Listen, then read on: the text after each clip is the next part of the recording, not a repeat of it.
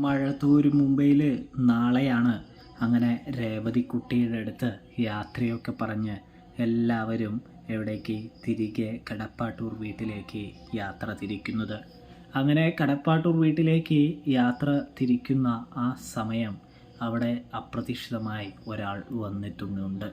അത് നമ്മുടെ വൈജ തന്നെയാണ്. പ്രേക്ഷകരെ, പ്രിയ കൂട്ടുകാരെ, വൈജ അലീനയുടെ രഹസ്യം, അലീനയുടെ കാര്യങ്ങളൊക്കെ തിരിച്ചറിഞ്ഞിരിക്കുകയാണ്. അതുകൊണ്ട് തന്നെ ഇനിയും താൻ തൻ്റെ വീട്ടിൽ നിൽക്കേണ്ടതില്ല, ബാലചന്ദ്രൻ്റെ അടുത്തേക്ക് പോകാമെന്ന് പറയുന്നു. അങ്ങനെ ബാലചന്ദ്രൻ്റെ വീട്ടിലേക്ക് വന്ന് വഴിയരികിൽ കാത്തു നിൽക്കുന്നു.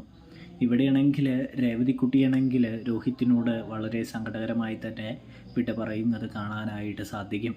അതായത് രേവതിക്കുട്ടി പറയുന്നുണ്ട്, നിങ്ങളുടെ സ്വഭാവമൊക്കെ വളരെ മോശമായിരിക്കുമെന്നാണ് ഞാൻ കരുതിയത്, അതിൽ നിന്നൊക്കെ നിങ്ങൾ വളരെയധികം വ്യത്യസ്തനാണെന്ന് രേവതിക്കുട്ടി പറയുമ്പോൾ, ഓ ഇപ്പോഴെങ്കിലും മനസ്സിലായല്ലോ, അത് തന്നെ ഭാഗ്യം എന്ന് പറയുമ്പോൾ, എന്ന് കരുതി നിങ്ങൾ പൂർണ്ണമായും ഓക്കെ ആയിട്ടില്ല, പണ്ട് ഞാൻ എൻ്റെ ചേച്ചിയോട് ചെയ്തതൊന്നും മറന്നിട്ടില്ല എന്ന് പറയുന്നു.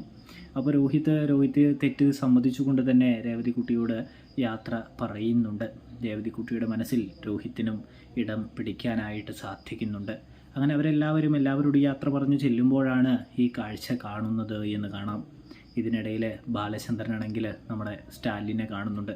സ്റ്റാലിൻ്റെ അടുത്ത് സംസാരിക്കാനായിട്ട് ബാലചന്ദ്രൻ ചെന്നെത്തുന്നൊരു കാഴ്ച കാണാൻ സാധിക്കും. ഇതേ സമയമാണെങ്കിൽ സ്റ്റാലിനോട് വിവരം പറയാനായിട്ട് തുടങ്ങുന്നുണ്ട്.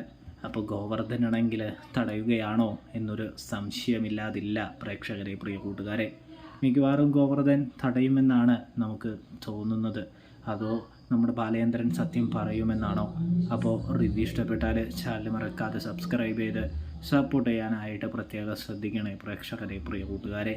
അപ്പോൾ താങ്ക്സ്.